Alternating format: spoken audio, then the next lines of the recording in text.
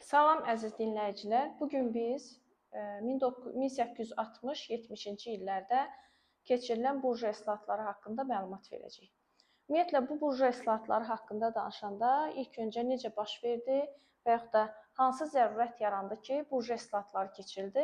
Gəlin bu haqqda daha dolğun məlumat verək. Rusiya 1853-1856-cı ildə Krım müharibəsində iştirak etmişdi. Krım müharibəsi biz bilirik ki, Rusiya və Osmanlı dövləti arasında baş verən müharibələr idi. Bu müharibədə Rusiya məğlub oldu, Osmanlı qalib gəlir. Bu zaman Osmanlı tərəfindən İngiltərə, Fransa və Sardiniya krallığı vuruşur. Və Rusiya Krım müharibəsindən sonra bir özünə sual verir ki, biz nəyə görə məğlub olduq və yaxud da məğlub olmağımızın səbəbi nədir? Və yaxud da İngiltərə və Fransanın bizdən əsas üstünlüyü nədən ibarətdir? Və belə bir qənaətə gəlir ki, bəli, həmin ölkələrə diqqət yetirir. Görür ki, inkişaf etmiş ölkədir. Həm texniki baxımdan inkişaf edib, həm hərbi baxımdan inkişaf edib və ölkəsində günü-gündən həm sənaye sahələri inkişaf edir, istehsal sahələri inkişaf edir. Amma Rusiya ərazisində isə bunun əksidir. Belə olduğu halda Rusiya İngiltərə və Fransaya nümunəsində artıq islahatlar keçirməyə qərara gəlir və düşünür ki, kapitalist münasibətləri inkişaf elətdirməyin vaxtıdır. Kapitalist münasibətlərini inkişaf etdirmək üçün kapitalist münasibətlərin qarşısındakı maneələr aradan qaldırmalıdır. Gəlin görək, kapitalizmin qarşısında duran əsas maneələr nədir? Baxın, kapitalizmin qarşısında duran əsas maneə feodal münasibətləri, təhkimçilik, icbari əmək və iltisam sistemi. Bu kapitalizmin qarşısında duran əsas maneədir. Gəlin görək, ilk öncə nədən başlamalıyıq? Hər şeyin başında nə dayanır əslində bu kapitalizm qarşısında duran ən böyük maneə feodalizmdir. Feodalizmin qolları olan təhkimçilik, icbari əmək və iltisam sistemidir. İndi biz burada gəlin təhkimçiliyin ləğv edilməsi, Rusiya arasında təhkimçiliyin ləğv edilməsi haqqında məlumat verək. Baxın, biz nəyi aradan qaldırırıq? Kapitalizmin qarşısındakı maneələri aradan qaldırırıq. Bir dəqiqə mikrofon işləyir, bəli. Kapitalizmin qarşısındakı maneələri aradan qaldırırıq. Kapitalizmin qarşısındakı maneə nə oldu? Təhkimçilik. Yaxşı, təhkimçiliyin ləğv edilməsi haqqında qərar 2-ci Aleksandr tərəfindən nə vaxt verilir deyəndə, deyirik ki, 1861-ci il 19 fevral tarixindəki qərar ilə təhkimçiliyin ləğv edilməsi haqqında qərar qəbul edildi. Və təhkimçilik münasibəti Rusiyada ləğv edildi. Bizə nə lazımdır? Azərbaycan tərəfi lazımdır. Azərbaycanda təhkimçilik var idi. Həmin dövrdə Azərbaycanda təhkimçilik olmamışdır.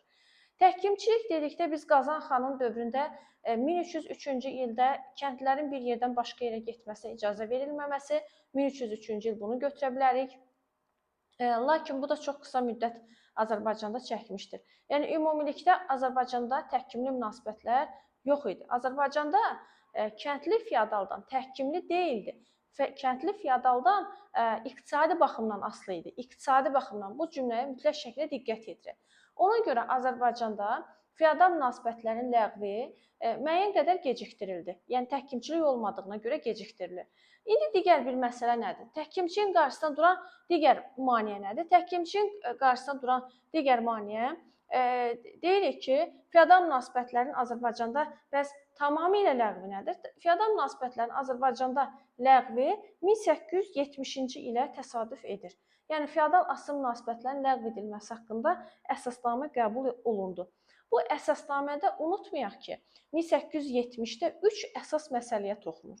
Bu məsələlər torpaq, vergi və mükəlləfiyyət məsələsidir. Gəlin, ilk öncə torpaq məsələsinə diqqət yetirək. Torpaq məsələsində deyilir ki, hər bir kəndli 5 desiatın torpaq sahəsi ala bilər.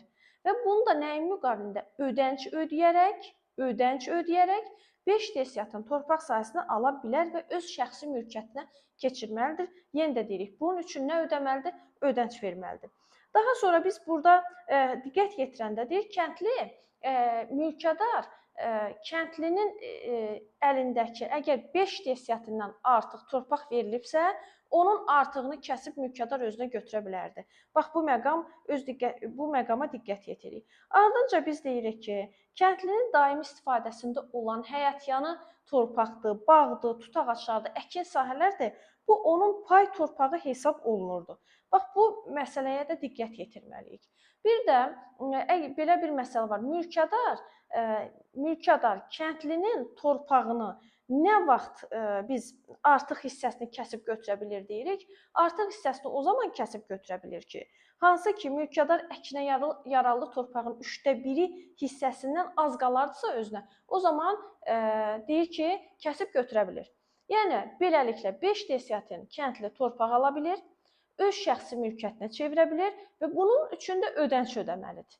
Ödəniş ödəməlidir. Yaxşı, bu qanunun bizə belə deyək, müsbət tərəfidir, ala bilər, amma ala bilmir bizim kəndlilər. Bu uzun müddət əhalinin böyük bir hissəsi bunu ala bilmir. Yaxşı, gəlin digər kəndlinin böyük bir hissəsi bunu ala bilmir. Ala bilənlər də qol çomağa çevrilir. Sonra 5 desiatindən az torpaq verirsə artığı verilmirdi, artıq verilirsə kəsilib götürülürdü. Bağdır, tut ağaclarıdır, çəməndir, otlaqdır. Bunlar kəndlinin daimi istifadəsində saxlanılırdı. Bax, bu məsələ torpaq məsələsidir.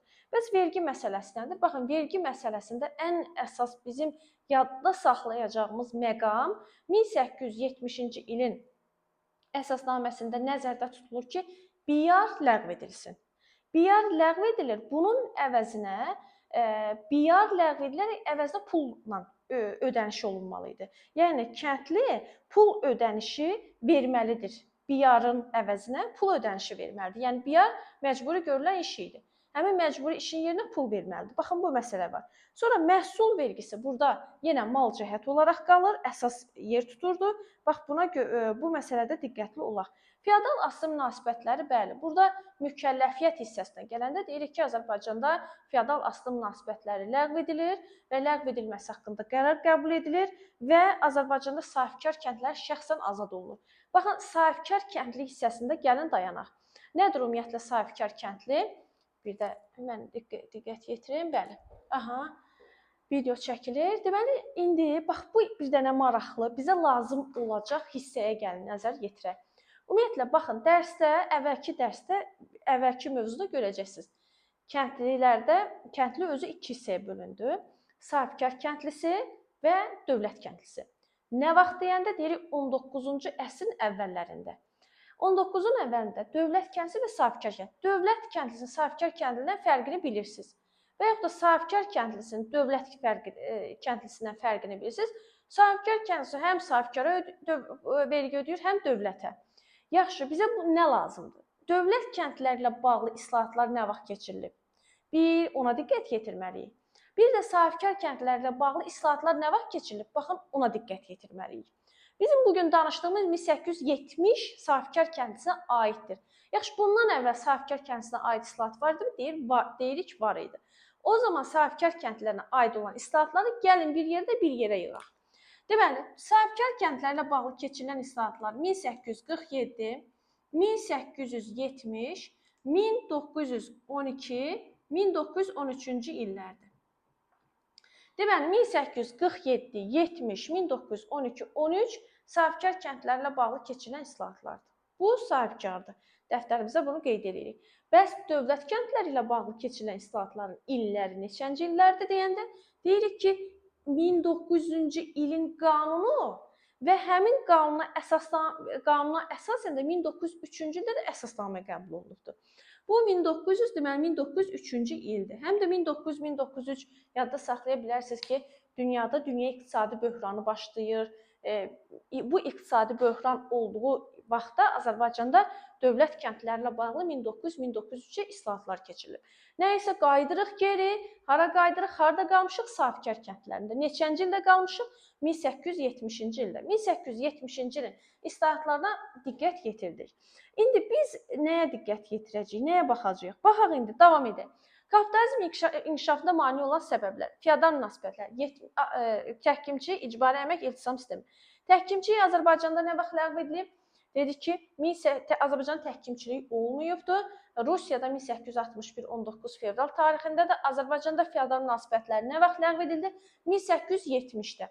Kapitalizmin qarşısında duran digər maneə nədir? Digər maneə icbari əməkdir. İcbari əmək 1864-cü ildə Naxçıvanda, Duzda daha doğrusu 64-cü ildə neft sənayesində icbari əmək ləğv edilmişdi.